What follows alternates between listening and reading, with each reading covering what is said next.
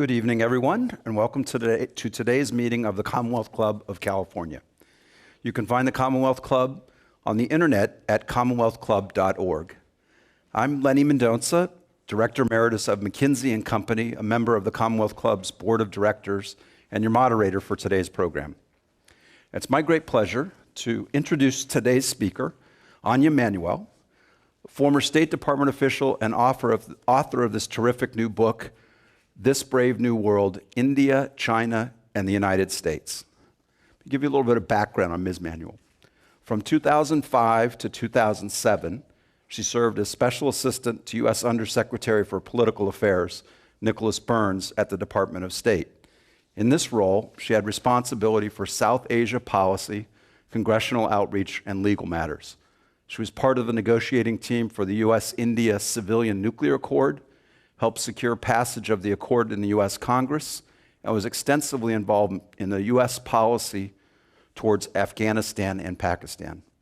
Ms. Manuel is also the co-founder and partner, along with former Secretary of State Condoleezza Rice, former National Security Advisor Stephen Hadley, and former Secretary of Defense Robert Gates, of RiceHadleyGates, LLC, a strategic consulting firm. Their firm assists CEOs and senior executives at major companies, many of them headquartered in California, to export, expand their businesses, meet regulatory challenges in key emerging markets like China, India, Latin America, and the Middle East. Ms. Manuel is also a lecturer at International Policy Studies program at Stanford, where she designed and teaches a course on U.S. foreign policy in Asia. She graduated cum laude from Harvard Law School, holds a BA and MA degree with distinction from Stanford University. Please join me in welcoming Anja Manuel.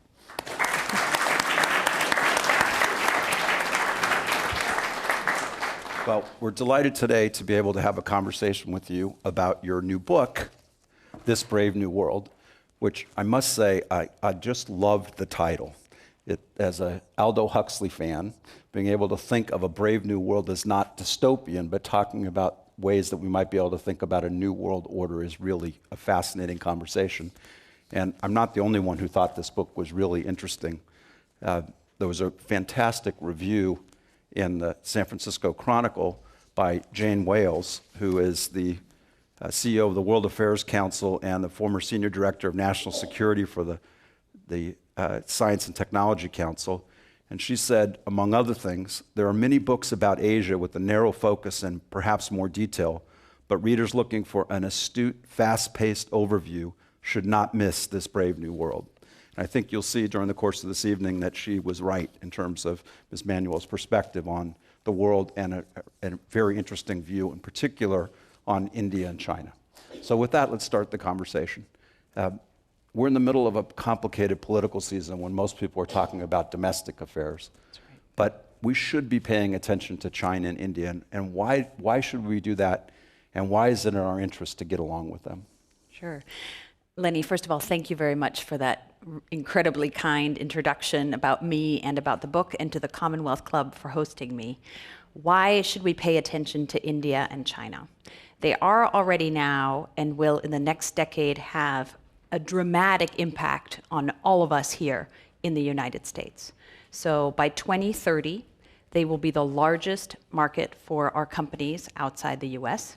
They will have 3 billion people between them, 100 million more in India than in China, and they will be the world's largest middle classes. So we will be selling to them.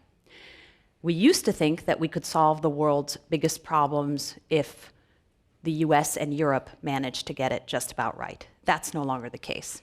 If you take climate change, for example, China is already the largest carbon emitter. We all live here in San Francisco. 20% of your smog here actually comes directly from Asia. It's not even created here. India is not the largest emitter, but it's the fastest growing. So we can't even think about solving these problems without getting these two giants on board. And finally, the military situation in Asia is getting much less stable and more difficult. Unlike in Europe, where you have NATO, where you have a real security architecture, in Asia, of course, there is none. Almost 50% of arms imports around the world go to Asia. many of those right now to China and India, who are both increasing their defense expenditure very rapidly year over year. So this is going to impact all of us. And when I see the candidates and when I see our press, our public discourse, other than in august groups like this one, we talk a lot about China. And we seem really worried about it, and we don't quite know what to think. So one day they're out there and they're 10 feet tall and they're coming to get us, and the next day the headlines are they're the doomed dragon and 5 signs of the Chinese economic apocalypse. We can't quite decide what we think of them. India is not very much in our news. You could be forgiven for not knowing that Prime Minister Modi is in the United States this week. He gave an address to a joint session of Congress, which is a very big honor for a foreign leader. Barely made the press. So these are 2 countries that are going to have enormous impact on us, and that's why I think we need to pay attention. Okay. Before we get into today's world about what's going on with China and India in particular, can you talk a little bit about history and how history has influenced how India and China act on the world stage today? Yes, and China and India actually have somewhat similar histories. So these are 2 great ancient civilizations. They were the largest economies on Earth for nearly 2,000 years, until about 1500, 1600, when Europe started growing and taking over. And then both countries had very negative experiences with the European powers. India, of course, was run as a colonial power by the British. China had the era of the unequal treaties, where a number of foreign countries, including Europeans and also the Japanese, took over bits and ports of China and really treated them pretty unfairly. Both countries came into being in their current state not until the late 1940s. So it's very recent. But what's interesting is that they have reacted very differently to these shared histories. China seems bent on going back to the center of the stage in the world where they believe they belong. They think they're the Middle Kingdom, and they are determined to get back there. I don't know, I'm sure many of you have been to Beijing, but there is a beautiful exhibition at the National Museum, and it's called The Road to Revival. It's all about the shame and overcoming the shame of their past and going back to center stage where they think they belong. India treated it completely differently. So when it became independent in 1947, its first prime minister, Nehru, said, we are going to be the representative of the downtrodden of the world.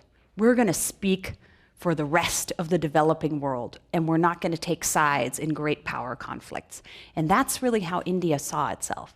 And that's why sometimes you see India being a little bit more reticent on the world stage. They're coming out of that now with Modi, who's pretty assertive. But I think that makes a big difference in how you see them acting worldwide. Okay. One of the things I loved about your book is that you're not just talking about this at a policy and theoretical level, but you're talking about your experience on the ground, walking and engaging in the slums of Delhi or the factory towns in China.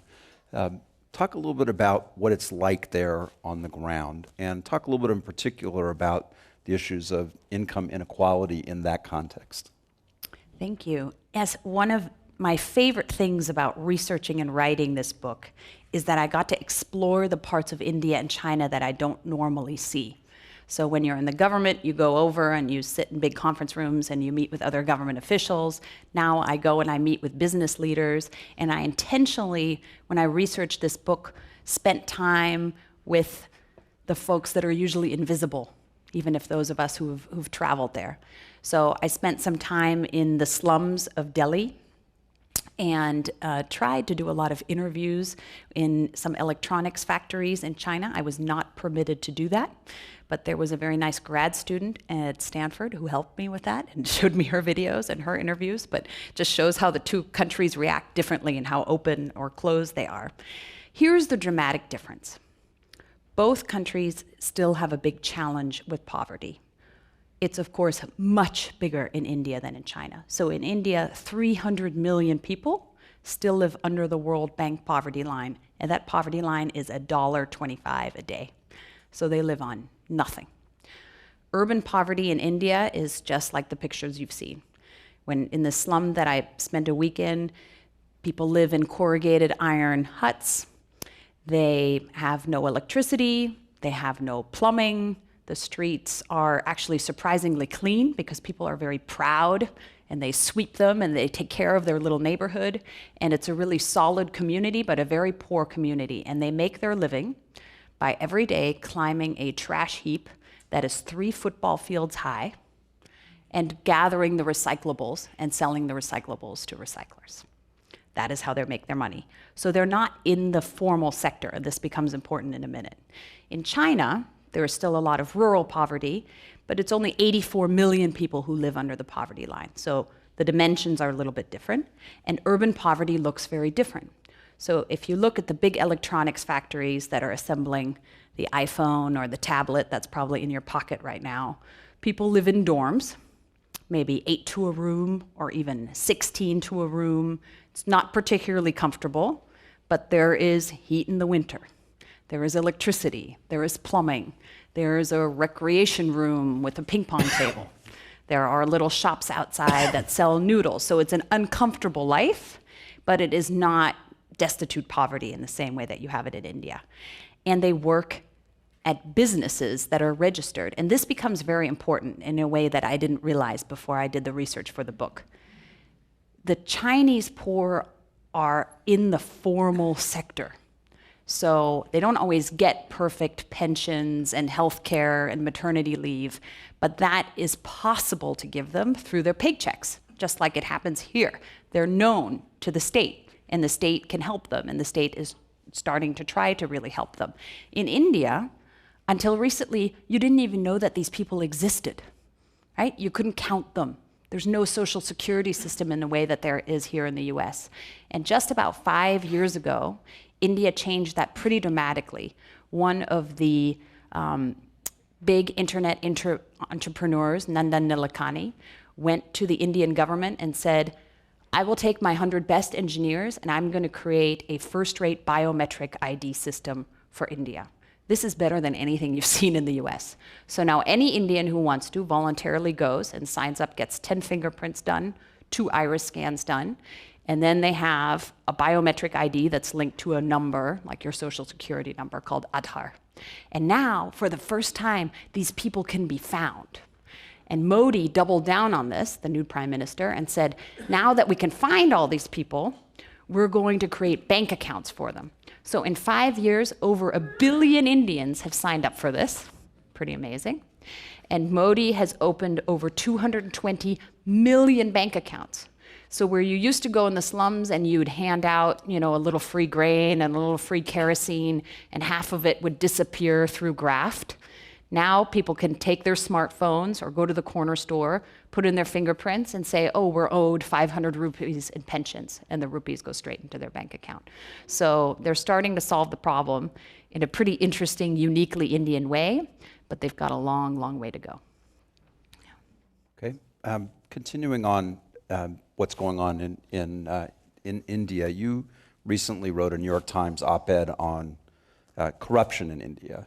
You want to talk a little bit about that and compare it to what is also in the headlines about corruption in China? Is it substantial as we hear? Is anything being done about it? How do you think about that? Yeah, it is very substantial. And when I was a young State Department employee, and apparently very naive, a mid-level official in one of the ministries in India actually tried to involve me in a kickback scheme. And I sort of didn't understand what he was talking about. He said, oh, I'm planning this conference and I'm going to pay you to plan the conference, which, you can't do that if you're a US government official. You can't even accept a pizza from somebody. And he said, and then you just give me some of the money back. And I was so flabbergasted, I just sort of sat there blinking that he gave up pretty quickly. But it just shows you that no one is immune. And this happens. Happens absolutely everywhere in India and everywhere in China, as in many other parts of the world. So the Chinese anti-corruption campaign, I'm sure you've all read and heard about, very dramatic, very much in the news. And it has been as you would expect from an authoritarian regime, it's been all top down. So Wang Qishan, who's the anti-corruption czar, who's very pro-Western, very smart guy, when you meet with him now, he wears not Western dress, but traditional Chinese dress, and he hardens visibly when he talks about corruption. And he says, we are doing this anti-corruption campaign to purify the Communist Party so it can rule for another 100 years. So this is about the purity of the party and the longevity of the party. Nothing else, nothing more or less. So that's the Chinese side, and I'll get back to whether that's working or not in a minute. The Indian side is, it's a democracy, power is much more dispersed, and these types of things happen really bottom up. So 10 years ago when I was in the government, I told the story. No one would take you seriously when you said something about corruption. People would just pretend it wasn't happening. 5 or 6 years ago, a gentleman named Anna Hazare, who is sort of older and bespectacled, looks a little bit like Gandhi, had finally had enough. And he went on a hunger strike, and he started a minor revolution. So thousands and then tens of thousands of Indians followed him, and people went out in the street and said, enough is enough. We don't want to do this anymore. We're done with this. And he didn't get all of the reforms through that he wanted. He wanted an independent entity, like an independent ombudsman, to try corruption cases quickly. He didn't quite get that, but he got some of the reforms, and he got people to wake up. And it was part of the reason that the previous government, the Manmohan Singh government, was voted out of office, and the Modi government was voted in, promising clean governance. Now, the Modi government has been, by all accounts, a little bit better. So there used to be a very cozy relationship between big business in India and the government. From what I hear out of Delhi, that has disappeared a little bit. They have to get in line just like everybody else. A lot of licenses have been put online. The biometric ID program that I talked about has made a huge difference in rooting out graft kind of at the bottom level, like the low-level official that was stealing half of people's pensions or half of the free grain that they were getting. So in India, all bottom up. In China, all top down. The problem is neither of these are really perfect. So before I started the firm that I now have, I was a lawyer and did a lot of anti-corruption work around the world. The few countries that have actually done this right, South Korea, Singapore, Hong Kong, a few others, have done a number of things. They arrest the bad guys at the top, sort of like what China is doing, but they try them in independent courts and very quickly. So no one really thinks that the Chinese crackdown is that independent. It's a little bit politically motivated. They also do a lot of education, starting with K through 12 education about what it means to be ethical in society. That isn't happening either in India or in China. And in some cases, they also raise the salaries of lower level government workers to make it less desirable to take bribes, and that isn't happening either. So both of these countries still have they're starting in different ways, but they both still have a long, long way to go. Okay. In addition to cracking down on corruption, China feels like it's cracking down on dissent more aggressively as well these days. How are they managing that, and is that the beginning of a concern about instability in society as they try and ensure that there's no alternative opinion? Yeah. We'll get asked this a lot by clients because, of course, everybody wants to see into the future. And what my business partner, Condi, always says is she was a Soviet scholar, and absolutely not one person saw the fall of the Soviet Union coming. So these systems are so opaque that you will not be able to predict if there is going to be a coup or a fall of the regime in China. But let me give you some data points in what the Intel community we would call chatter, and there is a lot of chatter. So in March, an anonymous letter was made public in Beijing that called for President Xi to step down, because they said he's creating a cult of personality. He has taken too much power on himself, and it actually threatened his life. That's pretty unprecedented in the Chinese system, where it's all about saving face and publicly expressing the same opinions. There is a lot of rumors, not proven, but there are a lot of rumors that there have been attempts on the life of both Xi Jinping and of the anti-corruption czar Wang Xishan. Whether that means that the regime will fall is anyone's guess. But I do think it's more likely that if there is a change in China, it will come from within the party system. So other elites within the party will say they've had enough with this anti-corruption campaign and enough with Xi because he's moving very quickly on some reforms, and not in a big Tiananmen Square style uprising like you saw 25 years ago. When I go to China now, I'm always surprised at how much dissent there actually is and the different forms that it takes. So I think mostly what you hear about here is when a big human rights advocate there is jailed or flees to our embassy, as happened a couple of years ago. And of course, there are those people. But most of the day-to-day protests, over 180,000 of them by a Chinese estimate, not even an American estimate, these protests, 180,000 protests a year, most of them are about bread and butter issues. You took my land without paying me enough compensation. I'm not getting paid enough at this factory. The environment is terrible and I can't breathe this air. That's the kind of stuff that people are protesting about. And mostly the Chinese government actually tries to fix it, right? And they crack down a little bit, but mostly they try to solve those problems for their citizens. That's one.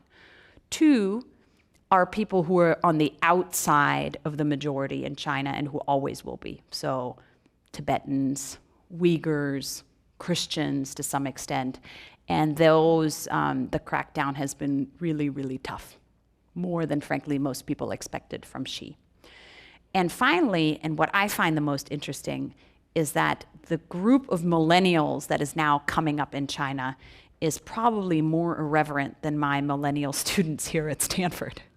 So when I go to China and give talks to students there, their questions are just as outspoken as any question you would get here. I was there a little while ago, and my government-hired translator, I was talking to her about social media, and she said, well, we know it's all censored, but we keep switching platforms when a new one comes out because we know the censors aren't up to it yet. And so we could say whatever we want. I thought, that's pretty bold coming from the government translator, right? And then finally, the internet is just so fast that even though China has 3 million people censoring the internet, that's how many people they're employing on internet censorship, they just can't keep up. So there's a Chinese gentleman who actually teaches at Berkeley, who has an algorithm that monitors what's happening on Chinese social media. And some of the stuff is just astounding. So when the National Congress happens every spring, there were lots of remarks, trending remarks, such as, who are these people and who elected them? And I don't think they represent me. Now that's pretty serious. And this generation has no memory of Tiananmen Square. They were born after 1989, so they have no real memory of crackdown. So this is what I see as one big trend that might change the government of China in the future, and the other is an internal dissatisfaction. Sounds like we ought to be watching that space more than we're watching Trump's Twitter feeds. But I think so. I want to come back to India for a minute. And you said in the book that India is one of the worst democracies in the world to be a woman. Is that true, and is it worse in India than in China? It is true, and it is worse in India than in China. It's interesting, on some measures, so India has this beautiful constitution that's actually modeled in large part on our constitution. All of the minority and women's rights are in place and they're enshrined in law. So the law is actually pretty good. Better maternity leave than here, for example, as does China. We're down there somewhere with Papua New Guinea in our maternity leave. But the problem is, if you are poor or of lower caste, those laws don't tend to be enforced in your favor. And this is another beautiful Indian story. There was a group of lower caste village women, and battering of women, domestic violence is a particular problem in India. It's really pretty egregious. And there was a group of women who finally had enough. And so now they call themselves the Gulabi Gang. There are now thousands of them all over India. And whenever there is an allegation that someone is beating their wife, they dress up in hot pink saris, and they take sticks and clubs, and they go beat the guy up. It's pretty great. And they'll also do things like mediate dowry disputes because the police refuses to get involved. So it's just a very Indian story. But overall, the police is overtaxed and doesn't really get involved as much as they should. Also, when you look at women in the workforce, in India, I think it's something only like 25 to 28% of women work outside the home. In the US, it's more like 58%. In China, it's 70%. So China, the Communist Party, was actually very good for women's rights, including there were women who fought their way out of the bush with Mao in the 1940s. The one area where women are kind of underrepresented in China is in politics, but in business, they are right there at the very top. There is something, I hope I'm getting the statistics right, but I think there are 3 million Chinese women-run companies. 3 million Chinese women entrepreneurs running sometimes pretty large companies. More self-made female billionaires in China than anywhere else on earth. So there are issues there, just like there are in the US, but women are by and large doing fairly well in China. Okay. I've got a couple more questions for you, and then I have a whole stack of questions from the audience that I'm going to get to in a minute. Great. But let's talk a little bit about security. You talked in your book about the scuffles between Chinese and Indian soldiers on the Himalayan border. Is that for theater, or is there a chance of some real conflict there? And is that something we should be worried about, or is it something that is just on the side and we really ought to be talking and thinking a lot more about what's going on in the South China Sea? We should monitor carefully what's going on between India and China, because although every time they get together they proclaim that their friendship goes back thousands of years, and Buddhism came from India and moved into China. There are all these they both suffered at the hands of the West. Really, they're worried about each other. And especially the Indians are increasingly worried about China in the same way that we are. So they want to get along with China economically, just like we do. It's a huge trading partner. But China is increasingly being assertive and pushing its power south and west and into India's traditional sphere of influence. And the scuffles you talk about, I write about them in the book. You should actually all look it up on YouTube. It's actually pretty funny. There are videos of Chinese and Indian soldiers going across what is a really long disputed border in the high Himalayas that was drawn by a hapless British bureaucrat, and nobody quite knows where the lines are. In 1962, China and India fought a big war over that border, and the Chinese just dominated. So India lost very quickly and spectacularly. So the Indians are worried. So far, no one has been allowed to shoot at each other, but you can see these videos of people kind of throwing punches. Everyone has their iPhones out to take videos of it and then put it up on YouTube. And this happened most recently just as Xi and Modi were standing at the podium in Delhi giving a joint speech. So it's happening everywhere. I think what worries the Indian military more than those scuffles, which are manageable, is that Chinese submarines are increasingly active in the Indian Ocean. And as one Indian admiral put it to me, they're sneaking very close to our coasts in a way that makes India nervous. And that is one of the factors that is making the partnership between India and the United States so much closer. So they're worried. I think it's more something to monitor than something where we think a war is going to break out tomorrow. Okay. One last question, and then we'll go to the audience. You talked earlier in your remarks about the environment and China being the largest emitter of carbon and India the fastest growing. That obviously has a direct impact on the US as well as the global environment. What if anything, can we do together on that topic, or is it just fundamentally we're going to be at a different perspective, given that they view the U.S. as already a problem, and don't tell us we can't emit because you already did. Mm-hmm. This is one of the best opportunities for us to cooperate with both China and India. And in the book, I write about the different challenges that both of these countries face. We've talked about some of them: the environment, women, how to manage dissent, income inequality. And in each chapter, I think through what can we do to actually cooperate with these two great powers? Because of course we will have differences, but ultimately to benefit all of us here in this room, we're gonna have to find a way to get along. Nobody wants a new Cold War. If you take the trajectory all the way in the Trump direction, you're not on a very good trajectory. So, and I think actually the work we've done with both countries on climate change is some of the most promising. So to give you an idea of the problem, if you go to a Chinese coal mine, it is just staggering in size. It's gray and 30 football fields in length, and you have those huge trucks where the wheel is bigger than a human. They look tiny, like toys in the distance, and you just sort of feel, oh my gosh, the Chinese are going to do whatever it takes to keep growth going. But actually the picture is much more mixed. They're doing a huge amount on clean energy. So China last year invested $110 billion in clean technologies.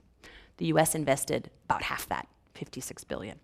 India was way behind at $15 billion. So China is actually really taking this seriously. Their citizens are very active on these issues, and they are, in my view, legitimately trying to clean up their act.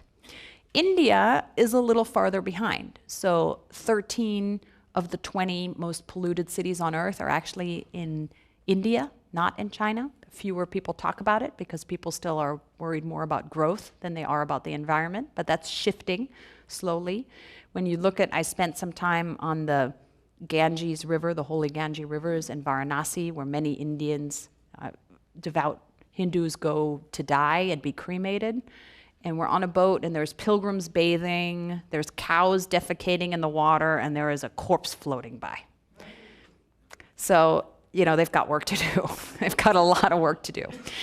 And you talked about what we can do together. When I was in the government, I was one of the negotiators, as you said, of the civilian nuclear deal with India, which is finally being implemented as of yesterday. It only took 10 years. Yeah.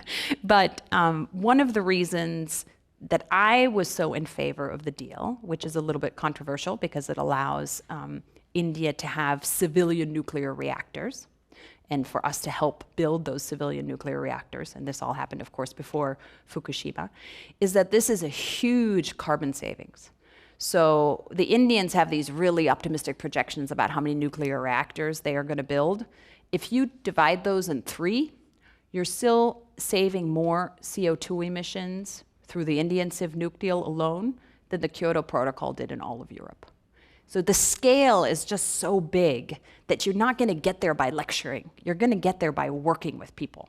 And just like I think the India Civ Nuke deal was a really positive thing, the deal that John Podesta and Todd Stern and President Obama negotiated with China at the end of 2014 for China and the US to both slowly lower their carbon emissions is fantastic. And that's exactly the kind of work we should be doing.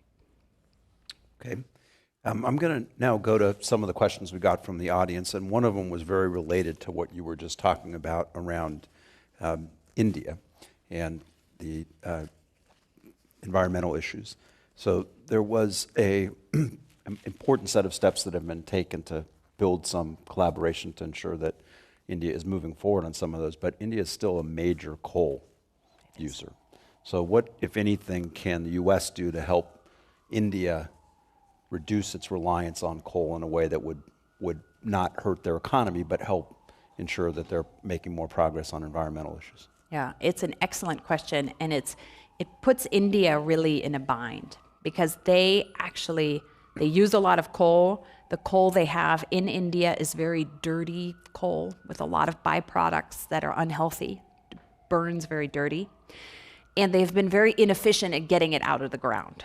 So the problem is to get enough electricity and to keep the growth going for your 300 million people that are still living under the poverty line, you gotta do some electricity with coal. And this is what the energy minister says, sighing every time you talk to him about it. So they're gonna get more efficient at getting their coal out of the ground. That's, of course, a big problem for us. At the same time, Prime Minister Modi and his whole team are actually, I believe, legitimately committed to renewables. A bunch of Indian ministers were here at Stanford last week. We had a long conversation about this, and their plan is to build 100 gigawatts of solar within the next 15 years. That's a lot, even if they don't. That's like 100 coal plants, 100 giant coal plants worth of solar power. So that's good. If they'll get all the way there, you're not sure. The U.S. can help, and we're already helping. My husband works with a lot of clean technology companies. They're all trying to do business in China and in India. There are a lot of U.S. government announcements on clean tech initiatives with India, and I would say respectfully, it's peanuts. You know, just now when Obama and Modi were together, they announced something like 60 million for this clean tech project and 40 million for this joint clean tech project, and that's fine, but that's not where the big shift is going to come. The big shift is going to be in helping India think through the big issues, allowing them to have nuclear power as a base load, helping them think through how to do finance. Some of this stuff gets really boring and esoteric, but it's important. Helping them think through how do you do financing for massive scale solar, because right now that's very expensive. So those are the kinds of areas where we can help, and actually where businesses and all of us can help, and it doesn't necessarily have to be government to government. Okay. There were a couple questions about food and food security. And do you have any thoughts on the outlook for food security or any risks there in China or India? Mm-hmm. China is doing just fine on food security, although they are importing a lot, including from Africa. And the reason they have to import so much is because they have no water. So to the extent that there is food insecurity in China, it stems from a lack of water. Almost all of their big rivers originate in the Himalayas on the Tibetan plateau, and they flow north. And as you get farther north into China, there is just no water left. This, by the way, also concerns the Indians, because occasionally the Chinese talk about things like they're going to divert the Brahmaputra River, which currently turns and flows into India, and the Chinese want to divert it to flow the other way into China. That might be a reason to go to war. But so for now, there's no real food insecurity in China. If you've gotten another 10 years of droughts and they have struggle with imports and things, it's a problem. In India, there is sometimes food insecurity, but a lot of it comes through the inefficiencies that are in the system. So farmers are allowed to pump a lot of water for free. They get subsidized diesel to run the pumps to pump the water out of the ground. A lot of the agriculture is very inefficient. There is no cold storage to transport food across Indian states. The tax system between the states is different. So it's like you're trying to bring onions from California to Nevada, and you've got to stop your truck at the border for 5 days to pay the taxes, right? It's that kind of stuff that makes it inefficient. So occasionally, like 6 or 7 years ago, they actually had a big spike of inflation, especially on food prices. And since so many people are living so close to the poverty line, having your onions cost twice as much or your lentils cost twice as much are a big problem.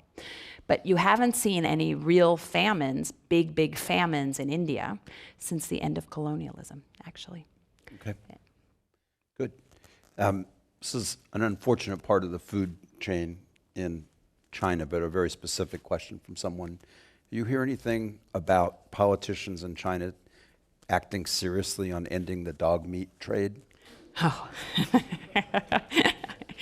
I do not know anything about the dog meat trade in China. I'm sorry. I had to give you one tough question, but it was an audience question, so it was a legitimate question. We'll find out.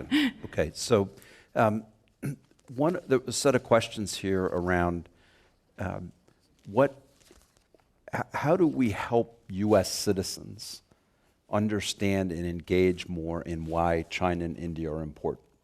Yeah. Well, I wrote the book in part because I find this so important. And you know, there is a lot of engagement. So many of our Silicon Valley companies, the first place, they'll start here, then they'll do a little Europe, but very quickly they're thinking about China and India as a big market. Many of us are doing business there. Many of us travel there, but we don't know a lot of the context of these countries and what makes them tick. And that's actually one of the reasons I wanted to write this book. It's sort of with you in mind, or with my clients, or with my husband in mind.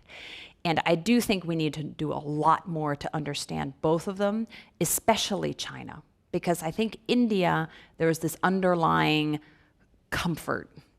You know, I start the book actually with two stories. Last September, within 5 days, President Xi was here and did a big dinner for the business community in Seattle. And then Modi was here a few days later and did a similar dinner here in Silicon Valley. And I was lucky enough to be at both. And the Chinese dinner was so formal. It was an hour and a half in a security line, and they had seated, other than the head table, the Chinese and the Americans were mostly seated separately. There wasn't a lot of interaction. And Xi's speech was very formal. It was about, we're going to have to try to get along, and we're working hard to make this work. But underneath, there's a lot of discomfort. Then fast forward to India a couple days later. Modi's an hour and a half late. No one knows who's Indian, who's American, who's Indian-American. There are 5 CEOs, American CEOs on stage. 3 of them were actually born in India, right? Microsoft, Google, Adobe, a bunch of others of our iconic companies are run by Indian Americans. So there's just this underlying comfort with India that you don't have with China. But there is a lot we all can do, and I talk about a lot of it in the book. A lot of it is what our companies can do and are already doing. So, for example, our companies aren't perfect, but Chinese factory workers want to work for factories that supply to Americans because the standards are higher, the safety standards are better, the environmental standards are better, and the wages are better. So you would much rather work at Foxconn, never mind all the bad press that Foxconn got about the suicides, than you would for a Chinese-run garment factory. So in that sense, all of you, through shareholder activism with Nike and with Apple, are already having a direct impact in people's lives in China and in India as well. Investment, no matter what Trump says, investment back and forth and trade back and forth is really important, and it helps all of us, and maybe we'll do I'll talk about that a little bit separately. And then the people-to-people exchanges, people poo-poo them because this is not, it's not an immediate impact. It's not like signing a big treaty, but it's so important. The more I have Chinese students in my class at Stanford that are really learning about the American way of life, the more I send my students over to Beida to do a semester there. My 7-year-old is learning Mandarin, as many children here in San Francisco are. All of those little micro actions that we all take are actually very important and prevent us creating a US-USSR type dynamic, which nobody wants. Okay, just a quick reminder for our radio audience. You're listening to the Commonwealth Club of California radio program, and our guest today is former U.S. State Department official Anja Manuel, who is discussing U.S. relations with China and India. And I'm Lenny Mendonca, your moderator for the program. You can hear the Commonwealth Club programs on the radio and catch up with program videos on the club's YouTube channel. A set of questions around human rights policies and what's going on there, and in particular is a question around what can we do about sex trafficking? In India? Yeah. Human trafficking in India is a big problem. And I think it is not so much a lack of will as a lack of capacity by the Indian authorities to do anything about it. So I talked about the poor and the low caste not being counted. It's hard to know who's being trafficked if you don't know where people are supposed to be, right? It's hard to know who's being trafficked or stop the trafficking if there are too few policemen and if they're paid a pittance. So that's what creates a lot of the problems in India. And there are human rights violations in India. It's not the same level as China, and it's not the same level as a lot of other countries you'd see. But India struggles with it sometimes. And I think the dark side, as much as Modi and his BJP, which is the Hindu Nationalist Party, has been really good for India in an economic sense. The reforms are really starting to take hold. He comes with a dark side. So Modi was, when he was young, a member of what's called the RSS, which is sort of some people call it more like the Boy Scouts. The Indian opposition would call it more like the Hitlerjugend. It's sort of a Boy Scout / paramilitary type organization where people get together, they're Hindu nationalists, they march, they all wear the same outfits. And that's the positive side, and the downside is that, sometimes they're not very nice to Muslims and other minorities. And since Modi has come to power, there have been more attacks on Muslims, not very many, but a man was stoned to death for eating beef. That hadn't happened in a while. So you have these sectarian conflicts in India that arise. They're frankly really minor for a country of 1.25 billion people and something like 80 different languages and dialects and many, many religions. But they are there, and they are something to monitor. Okay. There was a question around how we really should be thinking about the Chinese anti-corruption campaign. Is it a sincere effort to try and crack down on corruption, or is it really just an attempt to get rid of political enemies? Mm-hmm. I think it's a little bit of both. Because once you unleash forces like this, I talked about Wang Qishan saying it's about the purity of the party. So I don't think that he or she or their allies think that they are just getting rid of their enemies and keeping their friends. The crackdown is too broad for that. 200,000 people have been investigated, right? That's a lot of people. You don't have that many enemies. But the problem is you can denounce people. So you can imagine an official in some province, and he has an enemy, and suddenly the enemy talks a lot more publicly about the other guy's corruption, because there's enough corruption to go around, and it just depends on whether or not you're being denounced. So I think the truth, like with many things, lies somewhere in between. Okay. We'll talk a little bit about economic outlook. There were a set of questions around a lot of the stability and encouragement of what's been happening in Asia is through their economic development. And what happens if they hit a recession in the next while here? This is a big topic, and we haven't, I'm glad that we're talking about it a little bit. A lot of news in our press about China's economy. I think most of our headlines are too negative on China. So there are real problems and real headwinds, and you've probably heard about many of them. They built too many steel plants, too many coal plants, too many cement plants, and too many apartment buildings that no one is living in. So sometimes when I'm over there giving a talk or for a meeting, I'll have the taxi driver drive me around some of these outlying cities, and half of them are empty. They're like ghost towns. Like, who built this? Nobody lives there. So that is a big problem of overcapacity. People just overbuilt. And that sector of the Chinese economy has completely crashed. So when we talk about our manufacturing workers and blue-collar workers suffering, the Chinese manufacturing workers in those sectors are really suffering. Something leaked a month or two ago that China needs to lay off 5 million people just in the coal and steel sectors in the next year or two. That's a lot of people without jobs, right? So sometimes when I hear Trump talk and I see, we're so in a defensive crouch as a nation right now. China is also in a defensive crouch. They're worried about their own future. They're not going gangbusters and out to get us. They're worried. And it's this that makes them worried. But then when you go to Shanghai and Beijing, the malls are full. The service industry is growing at 11% a year. Consumer spending is growing by 1.5 times the rate of the economy, 10, 11, 12% a year. Those are rates that we can only dream of. Right? So there's two Chinese economy, just like in a way there's two American economies. You don't see much of a recession here in Silicon Valley. So that's kind of how you have to see it. And I think I talked to a lot of economists in writing the book. I think the consensus view is right now they're not making 6 or 7%. They're probably more like 4%. But as China ramps up some of its reform trajectory, they're going to get back to 6-7% in the next couple of years. That's kind of where the general consensus is. It's not that their economy is crashing. India has a little bit the opposite story. So it didn't grow as fast as it should have for decades. It was what was disparagingly called the Hindu rate of growth, 4% a year.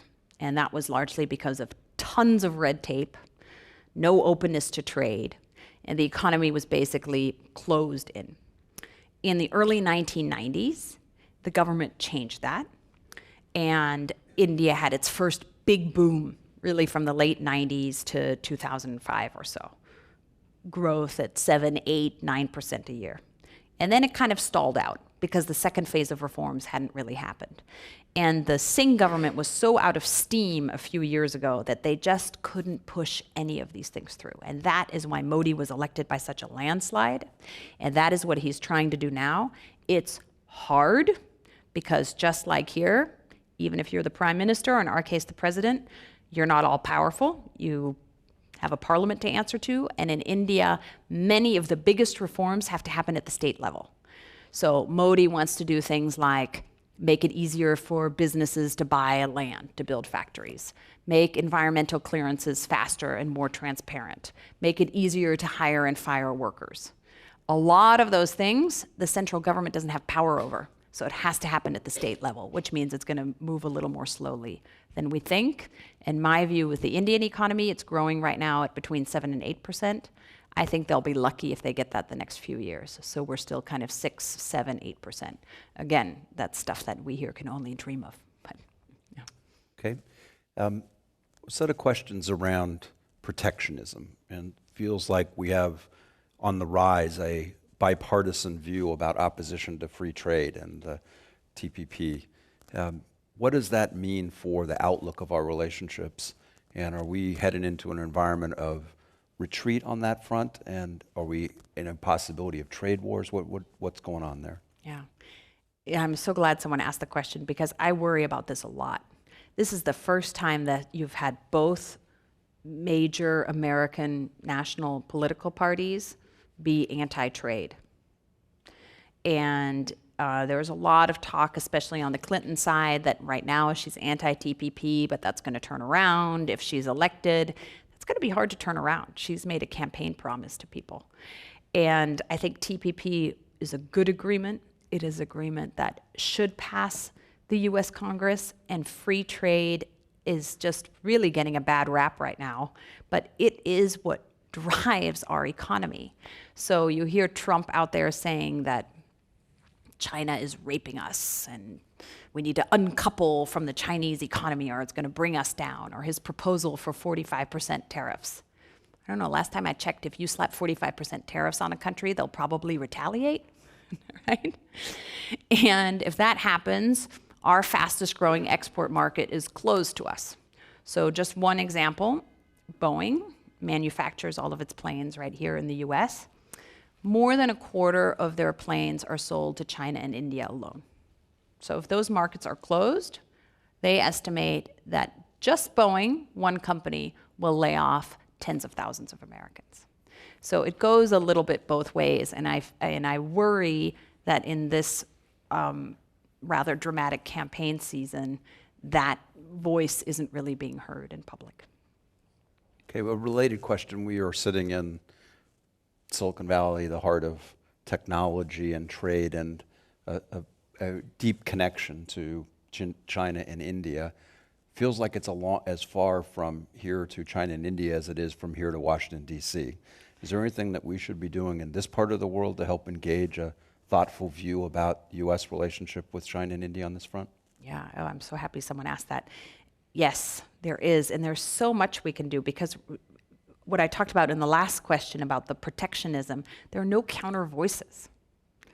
It feels like everyone just wants to lay low right now, even though most of the business folks I talk to are absolutely engaged in trade with China and to a lesser extent with India, and it's a really important part and fast-growing part of their business. That doesn't mean I don't want to be an apologist for China. They are doing a lot of things to our companies that are problematic. They're coddling their national champions. They're making it difficult for us to invest in certain sectors. So is India, by the way.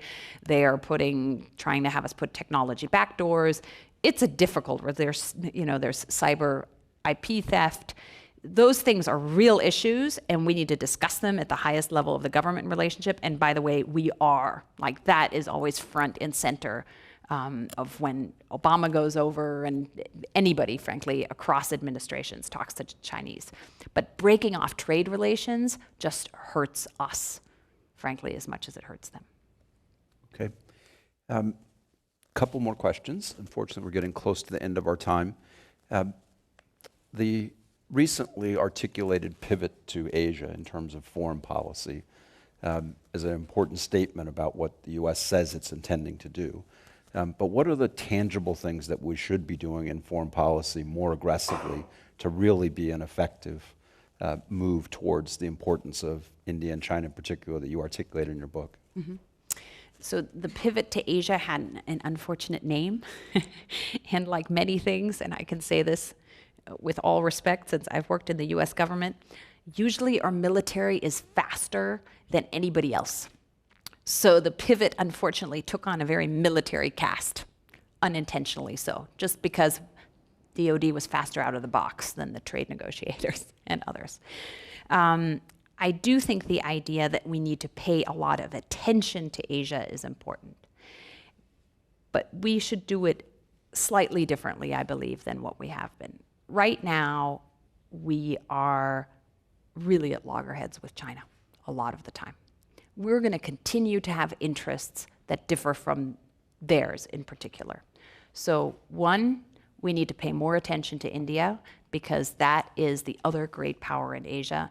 And if anyone's going to help us manage the rise of China, it's the Indians and the Japanese to a lesser extent, but really it's the Indians. And secondly, we need to be really clear about where our lines are, and we need to enforce them consistently, which we try, but we sometimes don't do. And it's just the vagaries of being a democracy. So here's an example. We tell the Chinese that the South China Sea isn't their sea, and this 9-dash line that they think they've drawn, we don't accept, and the international community doesn't accept. And so for a while, at the beginning of the Obama administration, we did these freedom of navigation operations where we drove very close to some of these islands. Then we stopped. And then last fall, we started again. If I'm the Chinese military, I think, do they mean it? I mean, I have young children. I'm sure many of you have raised children as well. If you let them cross the line once, bedtime isn't the same bedtime ever again. So we just need to be consistent about what our policies are and enforce them consistently. That's on the negative side. On the positive side, we need to find as many areas of cooperation as we possibly can. And it sounds trite, but it isn't something that happens automatically. So before we negotiated the civilian nuclear deal with India, Clinton had done this big opening and had traveled to India. Bush doubled down with the civilian nuclear deal. And let me tell you, that thing was a bear to negotiate. We were fighting with the Indians about everything. I mean, the amount of hours that we spent in very stifling Delhi conference rooms, but it taught us how to work together and how to work through difficult problems and have a joint project. And it unlocked a lot of cooperation in other areas. And with China, we're just starting that. It's a little harder with China, but the climate change deal I talked about is one example. There are things we can do together. You know, the Chinese have been mostly helpful on North Korea. It's not perfect, but mostly helpful. The trade relationship should be better than it is. There are things we can cooperate on where we're frankly being obstinate. Like, I think it's great that China, with all of its infrastructure investment around the world, has chosen to tie itself into a new international institution that they call the AIIB. They chose to reduce their own power. They could do all this by themselves, but they chose to do it through an international institution. We should join it. Why aren't we joining it? So those are the kinds of things. And then the things I talked about with what businesses can do and what ordinary people can do. We need to learn to cooperate. Okay, we've unfortunately reached that point in our program where there's only time for one last question, and I'm going to give you a chance to answer that in a way that I'm sure you're already being asked this, which is, you are sitting in a room with the new President of the United States, and she, or he, turns to you and says, we have a chance to reset our relationship with China and India during my term. What are the things that you want to make sure they walk away with to ensure that your brave new world, that's the positive outlook, proceeds? Thank you. Well, some of them I've already mentioned in the last answer. You got to be clear and consistent about the lines, where the lines are, and you need to cooperate wherever we can. I would tell her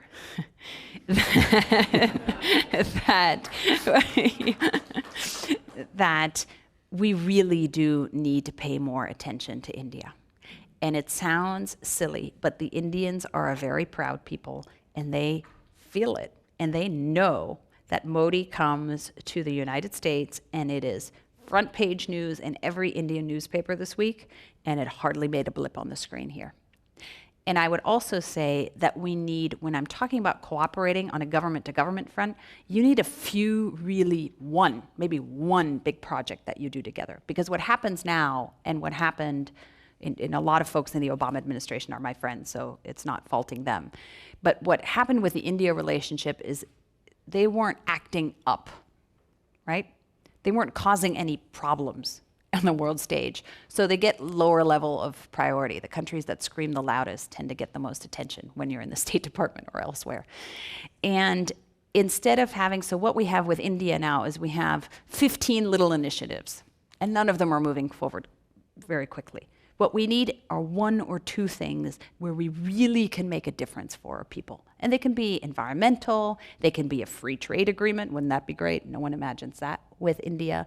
It could be a whole, you could choose what they are. It doesn't matter so much what they are, it needs to be a joint project. And I would say the same with China. We need to look very, very hard for a positive thing to do together, because right now we are dying death of 1,000 little negative cuts. That's fantastic. So please join me in thanking Anja Manuel.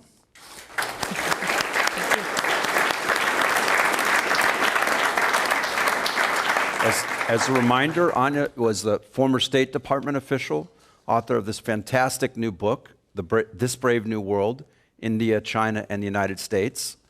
We'd also like to thank our audiences here on the radio, television, and the internet. We also wish to remind everyone who's here that Ms. Manuel's new book is for sale right behind us, and she'll be glad to sign a copy for you if you'd like. I'm Lenny Mendonça, and now this meeting of the Commonwealth Club of California, the place where you're in the know, is adjourned.